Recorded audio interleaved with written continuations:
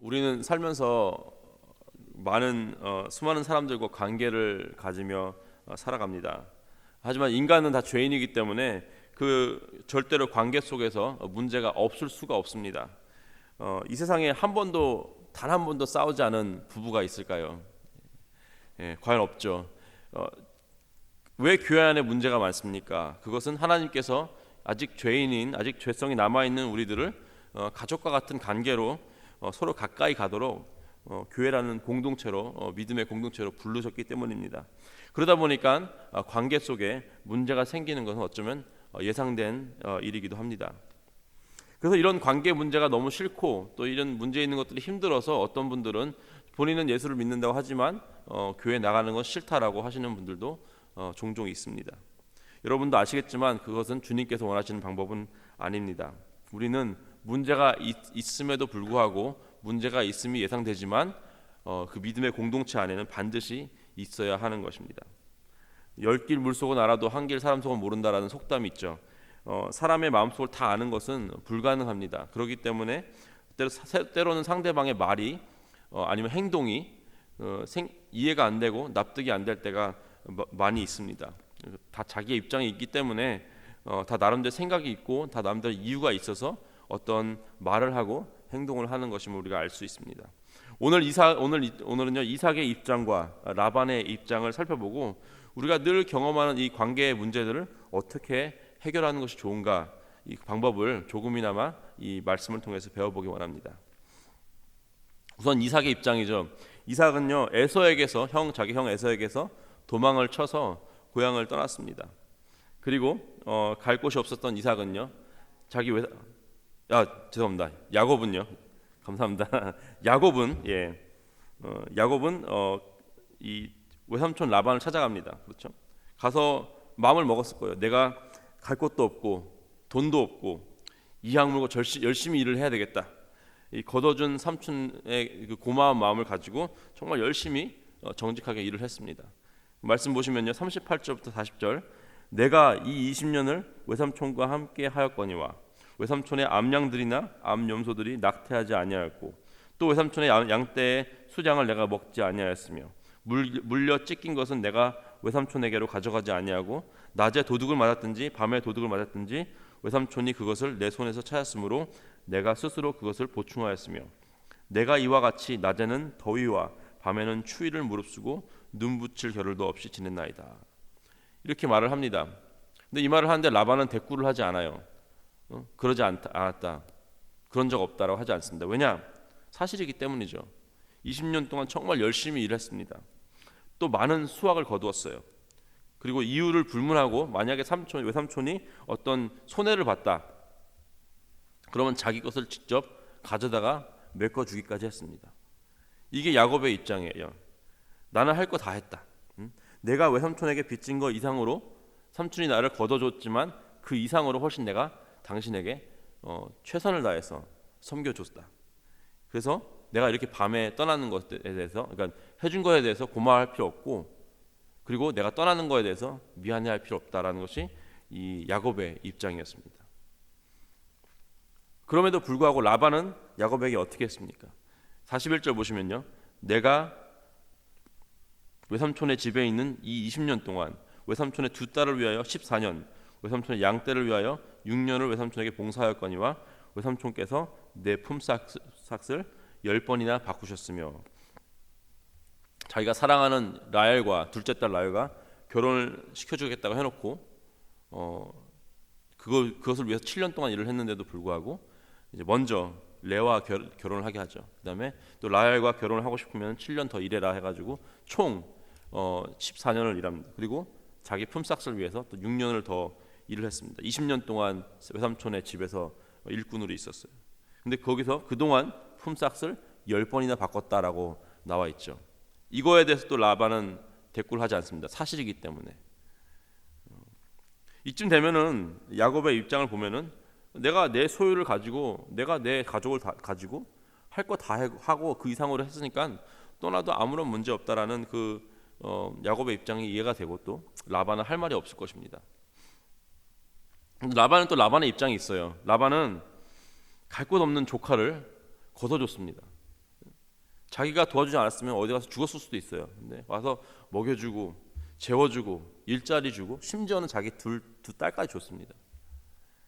야곱이 성공할 수 있던 유일한 이유가 바로 라반 때문이에요. 자기가 자기의 양 한 마리도 없었던 야곱이 그렇게 크게 성공할 수 있었던 이유는 어쨌든 그 사업 미천을 줬기 때문 아닙니까? 자기가 준 양으로 재산을 늘렸어요. 자기 딸들로 가족들이 늘어났어요. 예를 들자면은 어떤 일꾼을 하나 데려와가지고 자기 목동 일을 시켰는데 그 일꾼이 너무 일을 잘해가지고 그 양들이 막 수하게 늘어났잖아요. 어쨌든 다 자기 다 주인 거예요. 그 두 딸도 정말 애중지하게 키운 아주 귀한 자식이고 자기가 허락하지 않았다면은 야곱은 그 두 딸과 결혼할 수 없었을 것입니다. 43절 보시면요, 라반의 생각이 나와요. 라반이 야곱에게 대답하여 이르되 딸들은 내 딸이요 자식들은 내 자식이요 양떼는 내 양떼요 내가 보는 것은 다 내 것이라 내가 오늘 내 딸들과 그들이 낳은 자식들에게 무엇을 하겠느냐. 조카라고 걷어주고 돌봐주고 사위까지 삼아줬는데 불구하고 이 돌아온 것은 야반도주 밤에 다 데리고 나가버렸습니다. 얼마나 화가 났겠어요, 그렇죠? 이렇게 보면요, 둘 다 입장이 있습니다. 둘 다 틀린 말은 아니에요, 그렇죠? 야곱의 입장으로 설명을 들어보면은 맞네, 억울하겠다. 라반의 입장으로 들어보면은 진짜 화나겠네, 괘씸하겠네, 이런 이 마음이 듭니다. 이 외삼촌과 조카 관계에서 문제가 생긴 것은요, 그 상황을 다 자기 중심적으로 봤기 때문이에요. 많은 관계의 문제들이 자기 중심적으로 그 상황을 보기 때문입니다. 그렇게 본다면은 100번이면 다 100번 내가 맞아요. 상대방은 틀렸습니다. 근데 그 문제를 해결하기 위해서 어떻게 그걸 봐야 되냐? 그 반대로 상대방 중심적으로 그 상황을 먼저 해석을 해야 합니다. 작년 4월쯤에 오하이오에서 있었던 일인데 세븐일레븐 그 편의점에 어떤 10대 아이가 와가지고 뭐 과자랑 초콜릿 같은 걸 이렇게 훔쳐갔어요. 근데 그걸 CCTV로 이제 잡혀가지고 그 주인이 너무 화가 나가지고 이 녀석 한번 돌아오기만 해봐라 기다렸어요. 다음에 또 오기를. 근데 또 들어온 거예요. 그래가지고 또 이번에도 역시 몇 개 과자를 챙겨가지고 주머니에 넣어가지고 나가는 걸 봤습니다. 그래서 그걸 잡았어요. 너 이거 카메라 다 찍혔다고. 지난번에도 훔쳐갔지. 그러면서 경찰 부를까 아니면은 네 주머니에 있는 그 과자를 내려놓을래. 그 아이가 이제 무서워하면서 다 꺼내놨어요. 근데 그 주인이 그 상황에서 엄청나게 가장 중요한 질문을 했습니다. Why are you doing this? 너 도대체 왜 이 과자를 훔쳐가느냐? 그랬더니 그 아이가 울먹이면서 자기가 너무 배가 고파가지고, 요즘 시대에도 그런 사람이 있나 봅니다. 너무 배가 고파가지고 자기 동생도 있는데 조금 뭐 좀 먹으려고 훔쳤다고, 미안하다고. 근데 그 순간 그 주인이 마음이 그 미워하던 그 화나던 마음에서 측은한 마음이 확 들더래요. 그 인터뷰 내용이에요. 그래가지고 그 자기 가게에서 팔고 있던 그 피자랑 그 햄버거 같은 거를 막 싸가지고 그냥 가서 먹으라고. 너 이거 초콜릿 먹어봤자 배도 안 부르다고. 그래서 보냈다고 합니다. 그런 내용이 이제 뉴스에 있는데, 가게 주인의 입장으로만 봤으면 이 아이는 도둑이에요. 경찰 불러가지고 잡혀 들어가면 그만입니다. 근데 그 가게 주인이 왜 그렇게 했냐, Why are you doing this? 하고 물어봤은 그 질문 하나로 그 가게 주인이 이 아이의 입장으로 그 상황을 보게 된 거예요. 배가 고팠구나. 네 동생을 챙기려고 했구나. 그 마음이 참 대단하다 여겨져서 그 아이에게 도움을 오히려 준 그런 스토리가 있습니다. 우리가 이제 꼬인 관계가 있어요, 그러죠. 이것을 해결하는 첫 번째 스텝은 바로 상대방의 입장에서 한번 생각해 보는 겁니다. 그 사람이 어떻게 왜 그렇게 말을 했고 행동을 했을까? 야곱과 라반이 서로 입장을 설명할 기회가 생겼죠. 야곱은 내가 얼마나 삼촌을 위해서 열심히 일했고 20년 동안 내가 삼촌 때문에 어떤 삶을 살았는지 설명을 해줍니다. 그리고 라반도 역시 자기의 생각을 표현하죠. 이 다 내 딸이라고, 다 내 딸이고 다 내 양떼다. 너는 내가 준 걸로 인해서 이렇게 된 거 아니냐? 라고 말을 했습니다. 만약 거기서 계속해서 자기의 주장만 얘기하고 상대방 입장에 생각을 하지 않았으면요, 거기서 피 흘리는 싸움을 했을 거예요. 하지만 더 이상 잘못을 따지지 않고 한 스텝 싸우지 않은 것을 보면요, 한 스텝 물러서서 상대방의 입장을 보고 아마 그 문제를 해결하고 했던 그 마음이 있었던 것 같습니다. 우리가 누군가 문제 생겼을 때 누군가 때문에 내 마음이 상하고 기분이 나빴을 때 대부분은 우리가 그 마음을 표현하지 않고 그냥 마음에 두는 것이 문제. 그것을 묵상하죠. 그 사람이 왜 그랬을까 나한테. 거기서 끝나는 것이 아니라 그 상황에 대해서 다른 누군가에게 막 험담을 하기도 합니다. 여러분 그 문제를 해결하는 것이 목적이라면은 서로 설명을 해줘야 돼요. 의사 표현을 해줘야 됩니다. 내가 왜 그렇게 느꼈는지, 내가 왜 그렇게 행동했는지 입장 표현을 해야만 합니다. 그리고 서로 상대방의 입장에서 이해하려는 노력을 해야 됩니다. 근데 거기서 끝나지 않아요. 아무리 상대방 중심적으로 이해를 하려고 해도 문제 해결은 끝나지 않습니다. 그 문제로 인해서 그동안 있었던 문제로 인해서 상처와 데미지가 서로 있어요. 그 관계 속에서.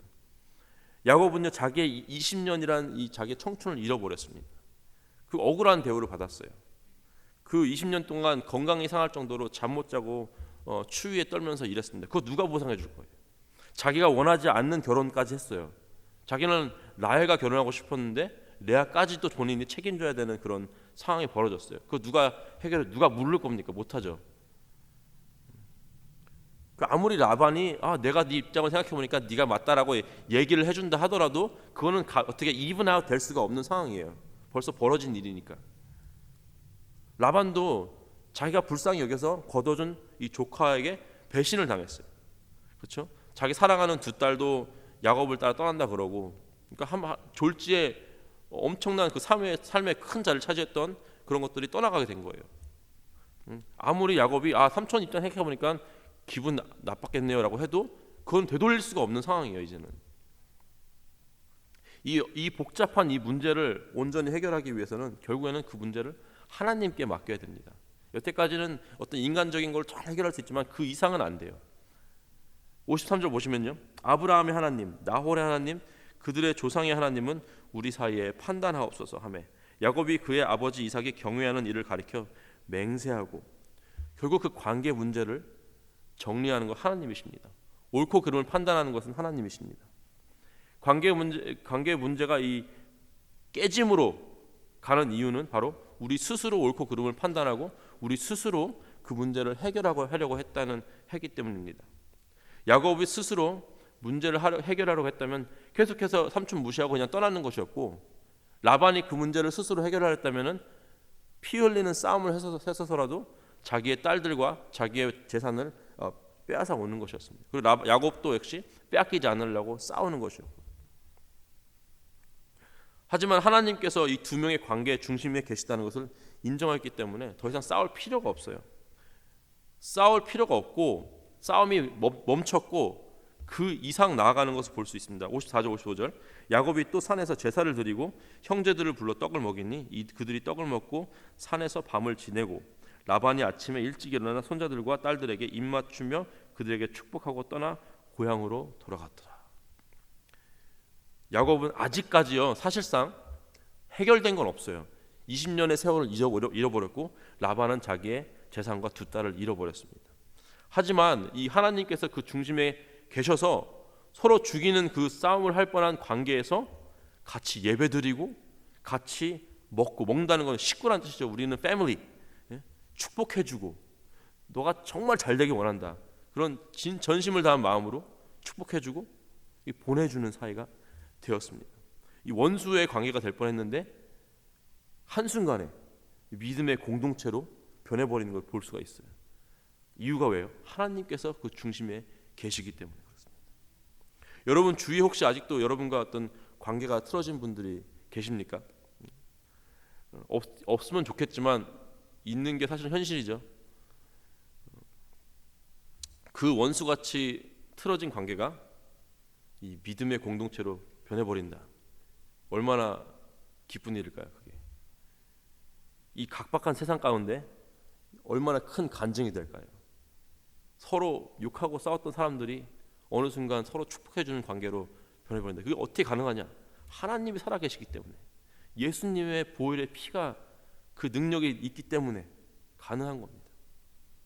하나님께서 얼마나 기뻐하실까요? 그런 회복이 교회에서 일어난다면 하나님께서 얼마나 기뻐하실까요? 오늘 본문을 통해서 관계 회복을 위한 방법을 살펴봤습니다.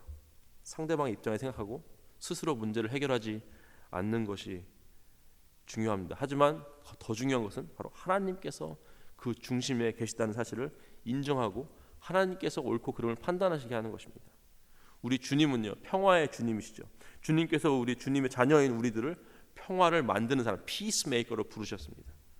그 사실을 믿으시는 우리 모두가 되시기를 주님의 이름으로 축원합니다. 막힌 관계가 회복되는 그런 우리 공동체 되기를 주님의 이름으로 축원합니다. 같이 기도하시겠습니다. 하나님 감사합니다. 정말 우리 삶 가운데 우리가 원치는 않고 의도치는 않았지만 우리의 어떤 아직 남아있는 죄성 때문에, 우리의 실수 때문에, 우리의 이기적인 말과 행동 때문에 하나님 정말 그 관계들이 무너지고 또 흐트러진 것을 우리가 볼 수 있습니다.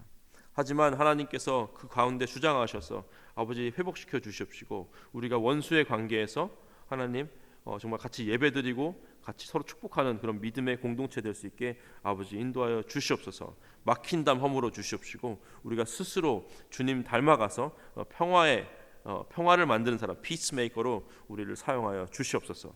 감사하며 이 모든 말씀 우리 주 예수 그리스도의 이름으로 기도했습니다. 아멘.